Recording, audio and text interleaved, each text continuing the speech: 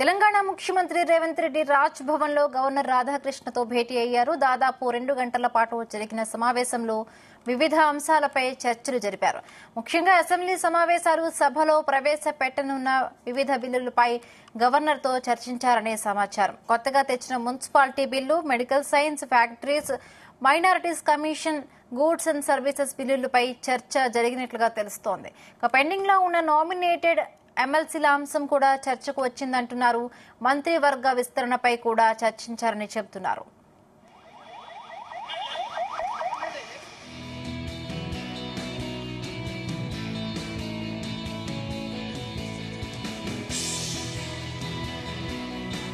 ఇదే అంశానికి సంబంధించి మరిన్ని పూర్తి అప్డేట్స్ మా ప్రతినిధి శ్రీచరణ్ ను అడిగి తెలుసుకుందాం. శ్రీచరణ్, చెప్పండి, తెలంగాణ ముఖ్యమంత్రి గవర్నర్ తో భేటీ అయినట్టుగా తెలుస్తుంది. వీరి భేటీలో ఏ అంశాలు చర్చకు వచ్చాయి?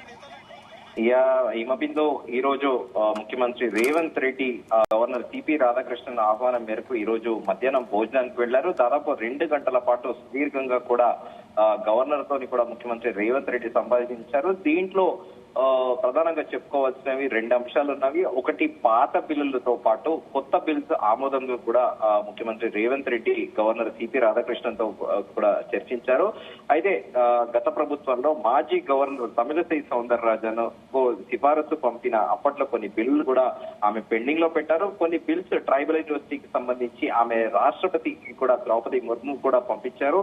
సో ఇప్పటికీ కూడా ఆ ప్రైవేట్ పెండింగ్ బిల్స్ పాతవనేవి అలాగే ఉన్నాయి. దాంట్లో ఒకటి మున్సిపల్ అడ్మినిస్ట్రేషన్ కి సంబంధించిన 2 బిల్లులతో పాటు పంచాయత్ రాజ్ అమెండ్మెంట్ తో పాటు ఇంకొకటి ప్రైవేట్ యూనివర్సిటీకి సంబంధించింది కూడా ఈ 3 బిల్లులు ఏవైతే పెండింగ్ లో ఉన్నాయో వాటితో పాటు కొత్తగా 5 బిల్లుల పైన కూడా ముఖ్యమంత్రి రేవంత్ రెడ్డి గవర్నర్ రాధాకృష్ణన్తో చర్చించారు. దాంతో పాటు అసెంబ్లీ సమావేశాల నిర్వహణ పైన కూడా ముఖ్యమంత్రి రేవంత్ రెడ్డి చర్చించారు. అయితే దీంతో పాటు ప్రొఫెసర్ కోదండరాం ఎమ్మెల్సీ ఏదైతే హైకోర్టులో బీఆర్ఎస్ కి చెందిన దాసోజీ శ్రవణ్ హైకోర్టులో పిటిషన్ వేశారో దానిపైన కూడా చర్చ జరిగింది.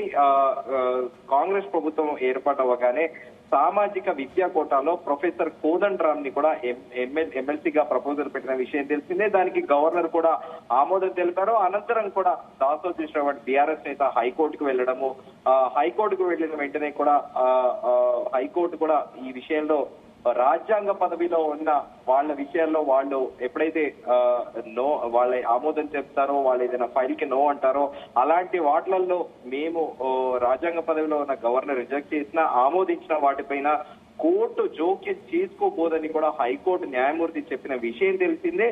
అయితే తాజాగా కూడా కొత్తగా 5 బిల్లుల పైన కూడా ముఖ్యమంత్రి రేవంత్ రెడ్డి చర్చించారు. వాటిలలో మనం చెప్పుకోవాల్సింది ఏంటంటే, ఒకటి మున్సిపాలిటీస్ సంబంధించింది కొత్త వెర్షన్ మున్సిపాలిటీ బిల్స్ తో పాటు మెడికల్ సైన్స్ బిల్ తో పాటు అలాగే ఫ్యాక్టరీలకి సంబంధించిన బిల్లు గురించి కూడా ముఖ్యమంత్రి రేవంత్ రెడ్డి చర్చించారు. దాంతో పాటు మైనారిటీ కమిషన్ ప్రత్యేకంగా ఏర్పాటు చేసే దానిపైన కూడా ముఖ్యమంత్రి రేవంత్ రెడ్డి గవర్నర్ తో చర్చించారు. దాంతో పాటు గూడ్స్ అండ్ సర్వీసెస్ అది కూడా ఒక కొత్త బిల్లు కూడా రాబోతోంది. దానిపైన కూడా ముఖ్యమంత్రి రేవంత్ రెడ్డి చర్చించారు. దీంతో పాటు మనము ప్రధానంగా చెప్పుకోవాల్సింది మెడికల్ సైన్స్ లో తెలంగాణ వైద్య విజ్ఞాన పరిషత్ డైరెక్టర్ ఆఫ్ పబ్లిక్ హెల్త్ ను కల్పించి ఒక కొత్త వ్యవస్థను తేవాలని కూడా ప్రభుత్వం ఆలోచిస్తుంది. ఈ బిల్లు కూడా అతి త్వరలో కూడా తెచ్చే అవకాశం ఉంది. దీనికి ఒకవేళ గవర్నర్ రాధాకృష్ణన్ ఆమోదిస్తే ఈ వచ్చే బడ్జెట్ సీజన్ లో కూడా అసెంబ్లీలో పాస్ చేసే అవకాశం ఉంది. సో ఓవరాల్ గా కూడా పాతది ఎంప్లాయ్మెంట్ బిల్ కూడా ఒకటి ఉంది. ఆ ఎంప్లాయ్మెంట్ బిల్లుని కూడా మళ్ళీ రీమూవ్ చేసి ఒకవేళ గవర్నర్ ఆమోదిస్తే డెఫినెట్ గా ఈ బిల్స్ అన్ని కూడా రాబోయే బడ్జెట్ సెషన్ లో కూడా పాస్ చేసే అవకాశం ఉంది. సో అధికారికంగా ఇప్పుడైతే రాజ్ భవన్ నుండి ఇది ఇప్పటి వరకు అయితే ఈ చర్చ జరిగినట్లు మాత్రమే సమాచారం. రాజ్ భవన్ నుండి అధికారికంగా కూడా ఎలాంటి ధృవీకరణ అయితే లేదు ఇప్పటి వరకు అధికారికంగా. కాకపోతే ఎమ్మెల్సీ కోదండరాం రెడ్డి ఎమ్మెల్సీ పదవి పైన మాత్రమే చర్చ జరిగినట్టు కూడా దీనికైతే అథెంటిక్ ఇన్ఫర్మేషన్ ఉన్నట్టు కూడా మనం కన్సిడర్ చేయొచ్చు. ఎందుకంటే జేఏసీ నేతగా మలిదశ తెలంగాణ ఉద్యమంలో ప్రొఫెసర్ కోదండరాం చాలా పేరుగాంచారు.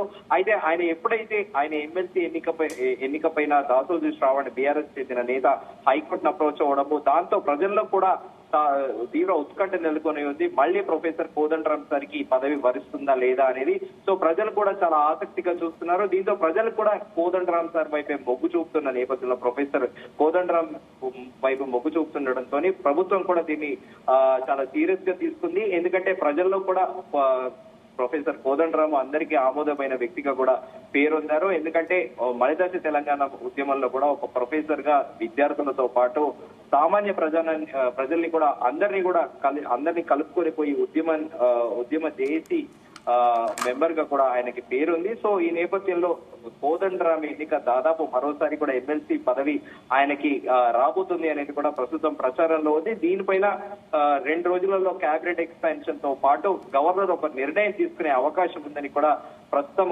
రాజ్భవన్ వర్గాలు అంటున్నాయి. దాంతో పాటు కొత్తగా కేబినెట్ లో 4 మంత్రులకు కూడా చోటు కల్పించే అవకాశం ఉంది. దానిపైన పోర్ట్ఫోలియోస్ పైన కూడా ముఖ్యమంత్రి రేవంత్ రెడ్డి గవర్నర్ సిపి రాధాకృష్ణన్ తో కూడా చర్చించినట్టు సమాచారం ఏమో విందు. Right, thank you Sricharan, thanks for the updates.